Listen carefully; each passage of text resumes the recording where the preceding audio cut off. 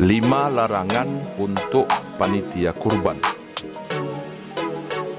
Assalamualaikum warahmatullahi wabarakatuh. Sahabat Istana Ilmu rahimakumullah.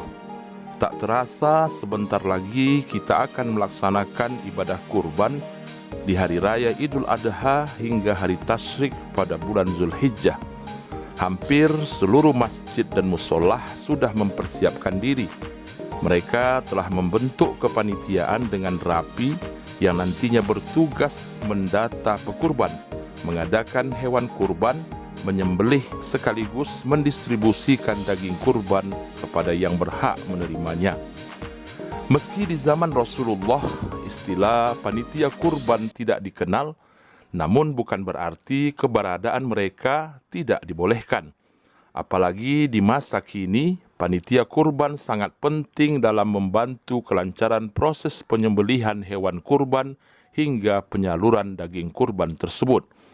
Nah, agar panitia kurban tidak menyalahi syariat Islam, berikut ini kami rangkum 5 hal yang harus dihindari oleh panitia kurban agar pelaksanaan ibadah kurban tidak berbuah dosa. Yang pertama, panitia kurban tidak boleh mengambil keuntungan dari pembelian hewan kurban. Di beberapa tempat ada panitia kurban yang sengaja mengambil keuntungan dari pembelian hewan kurban. Misalnya, harga satu lembu yang disepakati bersama pekurban adalah 12 juta rupiah. Namun pada saat pembelian, ada lembu yang harganya 11 juta. Sehingga bersisa 1 juta rupiah. Tapi panitia tidak mengembalikan sisa tersebut kepada pekurban, melainkan dia ambil sendiri atau dia bagi-bagi dengan panitia lainnya. Tindakan semacam ini adalah perbuatan haram. Hal ini seakan-akan panitia adalah seorang pedagang yang sedang mengambil keuntungan. Padahal di antara prinsip dalam transaksi jual-beli bahwa seseorang tidak diperbolehkan menjual barang yang tidak dia miliki, kecuali jika dia mendapatkan izin dari pemiliknya.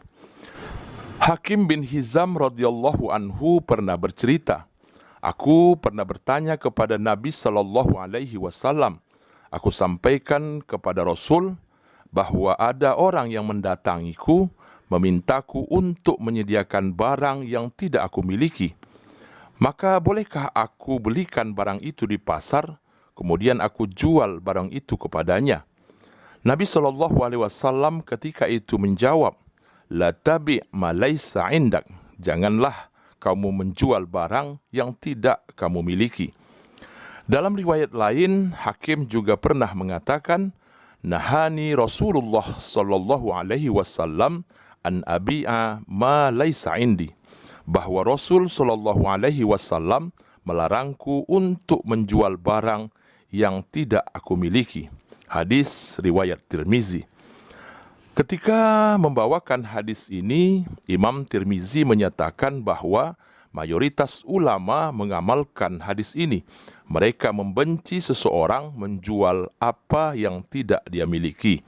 Maka berdasarkan keterangan di atas, ketika panitia kurban menjual hewan kurban sebelum memilikinya, berarti dia telah melanggar hadis di atas.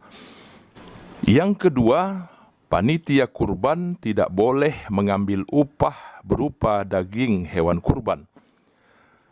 Di beberapa tempat ada kita temukan bahwa panitia kurban mendapatkan bagian daging kurban yang lebih banyak dari kaum muslimin yang bukan panitia. Kelebihan itu sebagai bentuk upah karena sudah menjadi panitia kurban. Maka dalam hal ini, mengambil sebagian daging kurban untuk dijadikan upah panitia kurban tidaklah dibenarkan.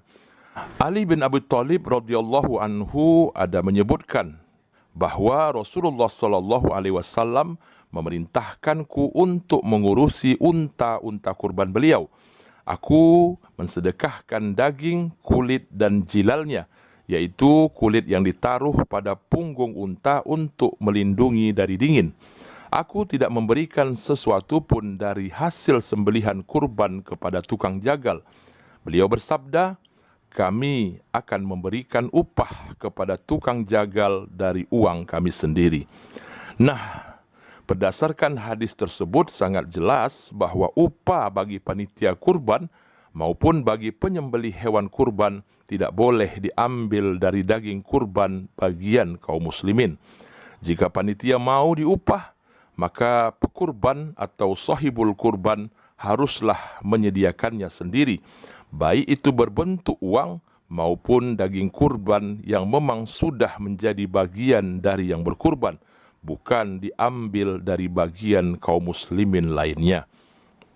Yang ketiga, panitia kurban tidak boleh mengambil bagian tertentu dari hewan kurban, baik untuk dijual maupun untuk dikonsumsi.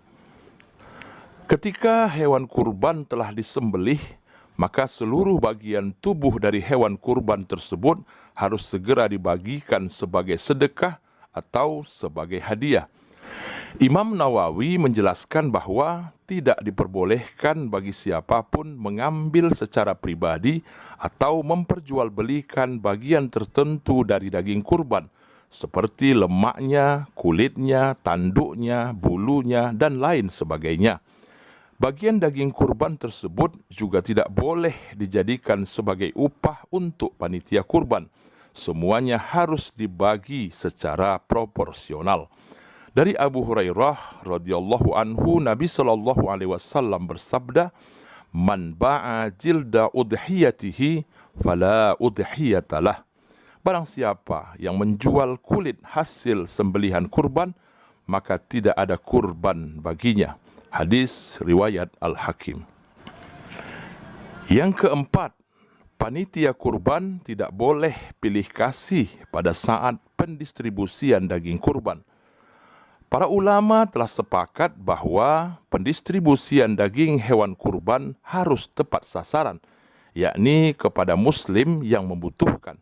Setidaknya ada 3 kelompok yang berhak menerima daging kurban, yaitu orang yang berkurban atau sahibul kurban yang mendapatkan 1/3 dari daging kurban. Dari perolehan daging kurban tersebut, sahibul kurban boleh memberikannya lagi kepada siapapun. Yang kedua yang berhak menerima daging kurban adalah fakir miskin. Dan yang ketiga dibagikan kepada tetangga sekitar, teman atau kerabat, meskipun mereka sedang berkecukupan. Tapi bagaimana dengan tetangga kita yang non-muslim? Apakah mereka boleh menerima daging kurban dari kita? Dalam hal ini, Imam Nawawi dalam Al-Majmu' ada menjelaskan bahwa beberapa ulama berbeda pendapat tentang hal ini. Imam Hasan Al-Basri, Abu Hanifah dan Abu Thawr merupakan ulama yang menetapkan hukum boleh membagikan daging hewan kurban kepada non-muslim. Sedangkan Imam Malik dan Al-Laits berpendapat makruh. Sedangkan menurut ulama dari kalangan mazhab Syafi'i, memberikan daging kurban kepada non-muslim diperbolehkan selama kurbannya termasuk kurban sunnah, bukan kurban nazar. Maka berdasarkan penjelasan tersebut, panitia kurban harus jeli dan bersikap adil dalam pendistribusian daging kurban. Pembagian daging kurban harus dilakukan secara terukur, tepat sasaran, sesuai syariat, dan sesuai dengan panggilan kemanusiaan. Jangan sampai ada orang di sekitar tidak mendapatkan bagian daging kurban, padahal mereka saat itu sebenarnya sangat membutuhkannya. Yang kelima, panitia kurban tidak boleh mengambil daging kurban yang bersisa. Sebagian panitia ada yang melebihkan jumlah bungkusan penerima kurban. Misalnya yang berhak menerima daging kurban di suatu kampung ada 100 orang. Namun karena dikhawatirkan ada yang belum terdata, maka panitia kurban berinisiatif melebihkannya menjadi 110 bungkus. Setelah pembagian selesai dan seluruh kaum muslimin di sekitaran pelaksanaan kurban telah mendapatkan bagiannya, namun ternyata daging kurban masih bersisa 5 bungkus lagi misalnya, maka 5 bungkus daging itu tak boleh diambil oleh panitia kurban, mereka harus mencari kaum muslimin lainnya yang belum dapat tapi berhak untuk mendapatkan daging tersebut. Nah, sahabat Istana Ilmu rahimakumullah, itulah 5 hal yang perlu menjadi perhatian panitia kurban di dalam melaksanakan tugas-tugasnya. Jangan sampai panitia kurban melakukan sesuatu yang bertentangan dengan syariat.